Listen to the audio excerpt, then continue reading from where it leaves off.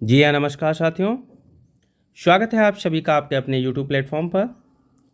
जैसा कि हम लोग लगातार गणित का अभ्यास कर रहे हैं, हम लोगों ने कल कुछ महत्वपूर्ण प्रश्नों का अभ्यास किया था। उसी संदर्भ में आज हम लोग प्रैक्टिस सेट नंबर 27 में कुछ महत्वपूर्ण प्रश्नों का अभ्यास करेंगे, जहाँ पर आप लोगों को कुछ अच्छे फार्मूले मिलेंगे। तो आप लोग कॉपी कलम लेकर साथ बैठे, जो भी फार्मूले आपको मिलते हैं आप सभी लोग नोट करते रहिए। आने वाले समय में आप लोगों के लिए लाभकारी होंगे। तो शुरुआत करते हैं हम लोग आज के प्रैक्टिस सेट की। प्रश्न नंबर 1, 300 मीटर लंबी एक ट्रेन को 900 मीटर लंबे प्लेटफॉर्म को पार करने में 1 मिनट 12 सेकंड लगते हैं, तो ट्रेन की गति किलोमीटर प्रति घंटा में कितनी होगी। जो ट्रेन की लंबाई है वो 300 मीटर है, प्लेटफॉर्म की लंबाई 900 मीटर है, और जो समय लगता है वो 1 मिनट 12 सेकंड लगते हैं। तो अगर हम यहाँ पर देखें कुल लंबाई कितनी हो जाएगी, कुल लंबाई कितनी हो जाएगी, ट्रेन की लंबाई प्लस प्लेटफॉर्म। क्लियर है, प्लेटफॉर्म की लंबाई हो जाएगी। तो ट्रेन की लंबाई है 300, प्लेटफॉर्म की लंबाई है 900। यहाँ तक क्लियर हुआ। तो कुल लंबाई की बात करें तो कुल लंबाई हो जाती है 1200 मीटर। Clear, 1200 metre. अब जो समय लगता है, समय जो लग रहा है वो 1 मिनट 12 सेकंड लग रहा है। तो 1 मिनट में कुल कितने सेकंड होते हैं, 60 सेकंड होते हैं, और 12 सेकंड और, तो कुल सेकंड कितना लग रहा है, 72 सेकंड का समय लग रहा है। क्लियर है। अब हमें चाल निकालनी है। तो चाल बराबर क्या होता है, दूरी बटे समय, यानी कि दूरी बटे समय, डिस्टेंस अपॉन टाइम। तो यहाँ से दूरी है 1200 मीटर, समय कितना लग रहा है, 72 मिनट 72 सेकंड लग रहा है। फिर इन्होंने कहा किलोमीटर प्रति घंटा में चाल निकालनी है। तो हम लोग क्या करेंगे, जब समय सेकंड में दिया है और किलोमीटर प्रति घंटा में चाल निकालनी है, तो इसको हम लोग गुणा कर देते हैं 18/5 से। इतना क्लियर हुआ। अब आप देख पा रहे होंगे कि ऊपर की संख्याएं और नीचे की संख्या सब गुणे में है। तो इसको हम लोग क्या कर सकते हैं, 18 से 72 को काट देंगे, 18 चक्कू 72। 4 से अगर हम 12 को काटें तो 3 और 2 जीरो हो जाएंगे। क्लियर है ना, 300 आ गया। यहाँ कितना बचा, चाल बराबर 300/5, यानी कि 300/5 हो गया। अब 300 के 5 से भाग करोगे तो आ जाएगा 60। चाल कितनी हो गई, 60 किलोमीटर प्रति घंटा। Option number D is right. Clear है। प्रश्न नंबर 2, एक नदी का जल 3 किलोमीटर प्रति घंटा की चाल से बह रहा है तथा कोई तैराक शांत जल में 8 किलोमीटर प्रति घंटा की चाल से तैरता है, तो नदी के विपरीत 25 किलोमीटर की यात्रा को तय करने में कितना समय लगेगा। अब जैसे ये नदी बह रही है, तो नदी जो बह रही है इसकी चाल कितनी, 3 किलोमीटर प्रति घंटा है। अब आप जानते हैं अगर कोई भी वस्तु हम यहाँ पर कागज़ वगैरह डालें तो कहाँ बहेगा, नदी की दिशा में, यानी कि नदी जो है वो अपने साथ बहाकर ले जाएगी। कहने का मतलब ये है कि जो नदी की चाल है उसी चाल के साथ जो ये पेपर है ये बहेगा। और दूसरा कह रहा है कि शांत जल, शांत जल मतलब कोई तालाब है, वहाँ पर आप पेपर डालेंगे तो ये कहीं भी तैर कर नहीं जाएगा, अर्थात ये शांत जल है। यदि शांत जल में कोई व्यक्ति 8 किलोमीटर प्रति घंटा की चाल से तैर रहा है तो नदी में अब क्या करना है कि नदी के, क्या पेपर नदी के विपरीत तैर सकता है, नहीं, लेकिन व्यक्ति तैर सकता है क्योंकि वो अपनी ताकत लगाएगा। ये इधर से 8 किलोमीटर प्रति घंटा की ताकत इधर से लगाएगा, लेकिन नदी का जल इधर से क्या करेगा, -3 किलोमीटर फोर्स इस पे लगाएगा ना। तो 3 किलोमीटर क्या होगा, माइनस होगा, यानी कि नदी के विपरीत दिशा में व्यक्ति की चाल कितनी हो जाएगी, 5 किलोमीटर प्रति घंटा। जब भी विपरीत हो, जब भी विपरीत हो तो हमें क्या करना है, क्या करना होगा, शांत जल की चाल से, शांत जल में चाल माइनस करना है नदी की चाल। ठीक है, नदी की चाल ये आप लिख लीजिए। तो शांत जल में कितनी चाल है 8, माइनस कितनी है 3, तो कुल कितना हुआ 5। जो व्यक्ति है वो नदी की विपरीत दिशा में कितना तैरेगा 5 किलोमीटर प्रति घंटा। अब क्या है 25 किलोमीटर उसको तैरना है, तो समय कितना, समय बराबर क्या होता है, समय बराबर दूरी बटे चाल हो गया। दूरी कितनी है 25 किलोमीटर, चाल कितनी बची है उसकी 5 किलोमीटर, तो 25 पंचे 5 पचम 25। ठीक है, तो 5 किलोमीटर प्रति घंटा की चाल से 25 किलोमीटर की दूरी तय करने में कितना समय लगेगा 5 घंटे। Option number B. क्लियर है, स्पष्ट हो रहा है? ओके। प्रश्न नंबर 3, एक आयत का परिमाप और उसकी लंबाई क्रमशः 40 मीटर और 12 मीटर है, तब उसकी चौड़ाई होगी। देखिए परिमाप, आयत क्या होता है, देखिए अभी आयत आप समझ पाएंगे जिसकी दो भुजाएं आमने सामने की भुजाएं बराबर हों, ये हो गई। ठीक है, तो इसमें क्या कहा है परिमाप। परिमाप मतलब क्या होता है, परिमाप आप देख लीजिए, परिमाप बराबर क्या होता है, दो ब्रैकेट के अंदर लंबाई प्लस चौड़ाई होता है। क्लियर है, लंबाई प्लस चौड़ाई होता है। तो लंबाई हमको क्या दी है इन्होंने 12 मीटर दी है, परिमाप कितना दिया है, परिमाप देखो ये लंबाई ये चौड़ाई, यहाँ लंबाई प्लस चौड़ाई गुणे 2 बराबर परिमाप निकलता है। तो परिमाप हमको कितना दिया है 40 मीटर, तो परिमाप 40 मीटर बराबर 2, लंबाई कितनी है 12 प्लस चौड़ाई कितनी x मान लेते हैं हम लोग। अब देखिए क्या करना है हमें, ये 2 जो है इसके साथ में मल्टीप्लाई में है, तो अगर हम ये 2 को उठाकर यहाँ ले आएँ, इधर लाएंगे तो क्या होगा, ये अपॉन में आ जाएगा। ठीक है, ये आप जानते हैं ना, तो इसको हम लिख सकते हैं 40/2 बराबर 12 प्लस एक्स। 2 से 40 को काटोगे कितना होगा 20, यहाँ कितना बच जाएगा 20 बराबर 12 प्लस एक्स। अब देखिए ये अचर वैल्यू और ये चर है, जब चर और अचर एक साथ प्लस में होते हैं तो इधर कोई भी चर के साथ वाली वैल्यू को हम दूसरी साइड ले जाएंगे, तो हम किधर लाएंगे 20 के साथ लाएंगे, तो ये कहाँ आएगा यहाँ माइनस में, यानी कि -12 बराबर एक्स। कितना हो गया 8, एक्स बराबर 8। तो हम लोगों ने लंबाई हमको दी है 12 और चौड़ाई कितनी मानी थी एक्स, वही दिया है 8, यानी कि चौड़ाई बराबर कितनी हो गई 8 मीटर। क्लियर हुआ है, उम्मीद करता हूँ आपको समझ में आया होगा। प्रश्न नंबर 4, ए किसी काम को 20 दिनों में, ए जो है वो किसी काम को कितने दिनों में करता है 20 दिनों में, बी उसी काम को करता है 12 दिनों में और सी उसी काम को करता है 15 दिनों में। क्लियर है, तो अब कह रहा है तीनों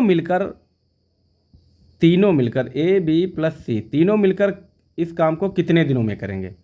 तो आप सभी जानते हैं कैसे लिखेंगे, 1/20 प्लस 1/12 प्लस 1/15। अब जो नीचे की तीनों संख्या इनका क्या लेंगे हम लोग एलसीएम, आप लोग जानते होंगे एलसीएम लेना, तो जब हम इनका लासा लेंगे तो निकल के आएगा 60। लासा का मतलब होता है ऐसी छोटी से छोटी संख्या जो इन तीनों से क्या हो जाए भाग हो जाए। क्लियर है ना, ठीक है।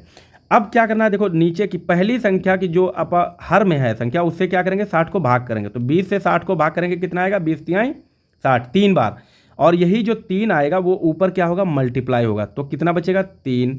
यही यहाँ पर करेंगे 12 पंचे 60 ऊपर 5 हो जाएगा, यहाँ करेंगे तो 15 चक्कू 60, कितना हो गया 5 4 9 3 12, 12/60।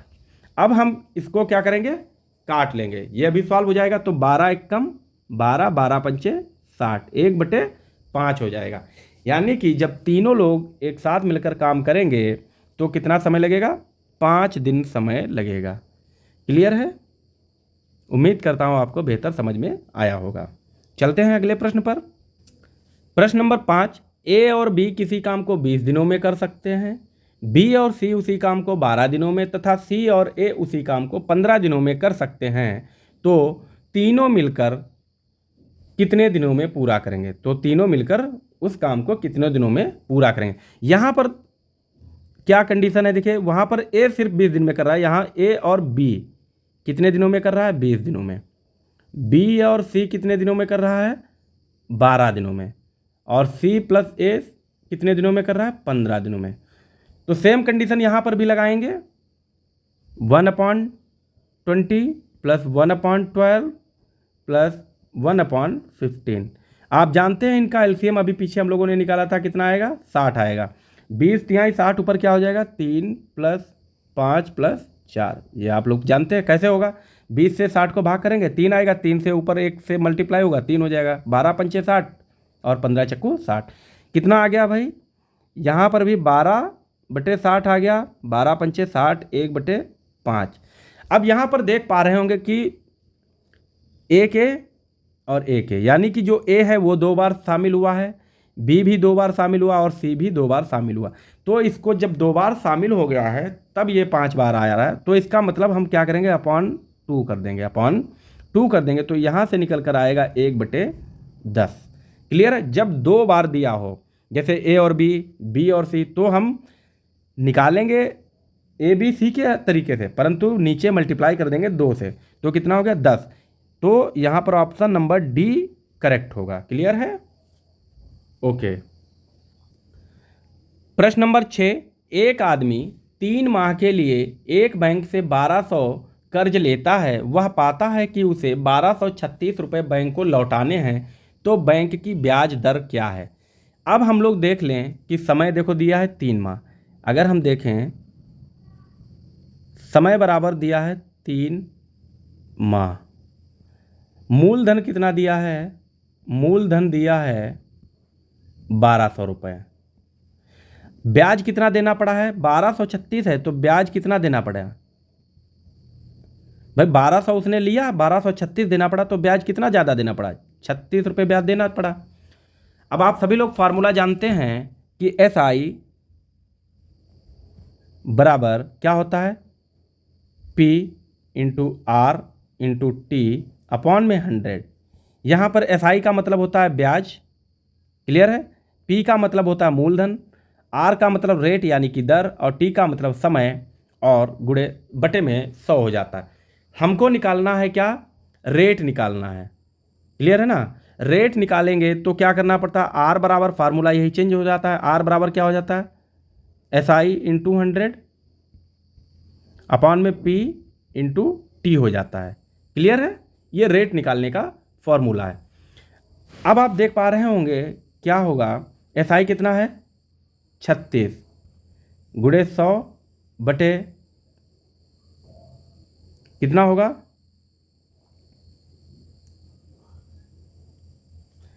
इससे आपको समझ नहीं आएगा। अब देखिए SI कितना दिया है? SI कितना दिया है? 36 दिया है। P कितना दिया है? 1200 दिया है। R दिया नहीं है तो R को ऐसे ही रखा रहने दो। T कितना दिया है? 3 माह दिया है, तो 3 माह को हम लोग लिख सकते हैं 3/12 और 100। ठीक है? क्लियर है? अब यहाँ देखिए सभी वैल्यूज़ क्या हैं? मल्टीप्लाई में हैं। ठीक है? तो 100 से 12 को काटोगे, 1200, तो 12 बचेगा। 3 से क्या, और 12 से 12 कट जाएगा। अब कितना बचा? 36 बराबर R × 3 हो गया। यहाँ से क्या करोगे? R ऐसे ही छोड़ दोगे तो 36/3 हो जाएगा। 36/3 हो जाएगा तो क्या होगा? 12×3 = 36। कितना हो गया? 12% ब्याज दर लगेगी। क्लियर है ना? 12% ब्याज दर लग जाएगी। क्लियर? अब जो है हम लोग दूसरा फार्मूला जो पहले बता रहे थे उसको कर लेंगे। R बराबर क्या हो जाएगा? R बराबर क्या होता है? SI × 100/P × T होता है। तो P × T। अब क्या करना है हमें? SI रखो। R बराबर SI कितना है? 36 × 100/1200 बटे में कितना होगा? 3/12, क्योंकि समय कितना है? 3 महीने है तो 3/12 लिख सकते हैं। और ये जो 12 है ये कहाँ चला जाएगा? ये ऊपर आ जाएगा मल्टीप्लाई में। तो 12 से काटोगे क्या? 12 से क्या काट दोगे? 1200 कितना हो जाएगा? 100 हो जाएगा। 100 से 100 कट जाएगा और 3 से 36 कटेगा तो 12। रेट बराबर 12% आ जाएगा यहाँ से भी। क्लियर है? ओके। प्रश्न नंबर 7। एक दुकानदार ने 825 की कीमत वाली घड़ी को 20% की छूट देकर 10% का लाभ प्राप्त किया, तो घड़ी का क्रय मूल्य क्या होगा? तो घड़ी का क्रय मूल्य क्या होगा? इन्होंने क्या किया है कि कोई 825 रुपये की घड़ी है, इस पर कितने परसेंट की छूट दे दी, 20% की छूट दे दी, तो कितने रुपए में बेची होगी, 80% पर बेची होगी, है ना, 80% पर बेची होगी। तो यही कह रहा है 80% बराबर कितना है, 110, यानी कि तब भी जो है 110 यानी कि 10% का तब भी लाभ कमा रहा है। तो इसको किस प्रकार करेंगे ये देख लेते हैं हम लोग। ठीक है, तो क्या करना है हमको, इन्होंने कितने पर बेची होगी, 80% पे, तो 825 कितना होगा, 825 गुणे 80% पर बेची, 80 बटे में कितना होगा, 100, और यही लाभ कितने के बराबर है, 110% के बराबर है। क्लियर है ना, 110% के बराबर है। अगर ये 110% के बराबर है तो यहाँ से निकल आएगा हमारा क्रय मूल्य। क्लियर है, क्लियर है ना। अब देखिए यहाँ क्या करना है, ये 100 नीचे है, 100 नीचे कट जाएगा, ठीक है, और ये 110 कहाँ आ जाएगा, उठ के यहाँ आ जाएगा। इतना समझ में आया, क्लियर। अब देखो क्या करना है हमको, यहाँ से निकलेगा सीपी, 0 से 0 काट देंगे, 11 से काटो इसको, 11 सते 77 और 11 पचे 55, भाई 825 है, इसको 11 से काटोगे 11 सते 77 हो जाएगा, 5 बचेगा, 5 आ जाएगा, 11 पचे 55। अब क्या बचा, 75 गुणे 8, इसको मल्टीप्लाई करो, 5 अट्ठे 40 का 0 हासिल 4 और 7 अट्ठे 56 और 4 60, यानी कि क्रय मूल्य कितना होगा, 600 रुपये होगा। क्लियर है। प्रश्न नंबर 8, राकेश ने एक परीक्षा में 273 अंक प्राप्त किए जो पास प्रतिशत से 5% अधिक थे। यदि लोकेश को 312 अंक मिले तो उसने पास अंक से कितने प्रतिशत अंक प्राप्त किए। अब हमको ये जानकारी करनी है कि पासिंग जो है, पास अंक कितने हैं, ठीक है, पासिंग अंक कितने हैं, तो ये हम x माने, और इन्होंने कितने प्राप्त किए, x क्यों, इसको मान लो पासिंग अंक जो है 100 है, 100% होगा, भाई प्रतिशत तो होगा ही हो ना, और कोई भी वैल्यू जो है वो हमें 100% पर ही माननी है। तो पासिंग अंक अगर 100% है तो इन्होंने कितने अंक प्राप्त किए ज़्यादा, 105, तो और 5% अंक ज़्यादा प्राप्त किए, यानी कि 105% अंक प्राप्त किए, और वो कितने, 273। अगर हम इसको 273 है गुणे 100 बटे, भाई 105% के बराबर ही तो 273 है। क्लियर है ना, नहीं समझ में आया, 105% का मतलब 100 बराबर कितना है, 273 है, यही तो है ना। ठीक, तो अब क्या करोगे, ये यहाँ आएगा, तो 273 गुणे 100 बटे में 105 आ जाएगा। क्लियर। अब इसको काट दीजिए, 21 पंचे 105 और 20 पंचे 100। अब देखो क्या करना है, 21 से काटोगे तो 21 एकम 21। क्लियर है, बचा 6 यहाँ बचेगा, 63 हो जाएगा, तो 21 दिया 63 हो जाएगा, और 13 दूनी 26 हो जाएगा, यानी कि 260। क्लियर है। पास अंक कितने होने चाहिए, पास अंक हैं 260। अब कह रहा है लोकेश ने कितने प्राप्त किए, 312, तो इसने कितने ज़्यादा प्राप्त कर लिए, 312, तो यहाँ से 2 5, इसने कितने अंक प्राप्त किए, 52% अंक, 52 नंबर ज़्यादा प्राप्त किए। तो यही 52 जो है वो 260 का कितना प्रतिशत हुआ, 52 अंक 260 का, यानी कि बटे में 260 होगा और गुणे में 100। ये तो आप लोग कर लेते होंगे बिल्कुल। क्या होगा, देखो 0 0 कटेगा, 26 दूना 52 हो जाएगा, और 10 दूनी 20, यानी कि 20% अंक जो है अधिक प्राप्त किए हैं पासिंग प्रतिशत से। क्लियर है। उम्मीद करता हूँ आप लोगों को बेहतर समझ में आया होगा। आज हम लोगों के जो प्रश्न थे वो प्रश्नों की संख्या 8 थी और सेशन कंप्लीट हो गया है। अगर आप सभी लोगों को सेशन अच्छा लगा है तो सेशन को आप लोग लाइक कर दीजिए, अच्छा लग रहा है तो अपने दोस्तों को शेयर कीजिए, और जिन्होंने अभी तक चैनल सब्सक्राइब नहीं किया है वो चैनल को सब्सक्राइब कर लें ताकि आने वाली हर एक वीडियोज़ आप तक पहुंचती रहे। उम्मीद करता हूं आप सभी लोग बेहतर सीख रहे होंगे और बहुत कुछ यहां से सीखने को मिलेगा, परीक्षाओं में आपको बेहतर फ़ायदा होगा। तो लगातार बने रहने के लिए हमारे साथ चैनल से जुड़ें, मिलते हैं अगले वीडियो में, तब तक के लिए बाय बाय, टेक केयर।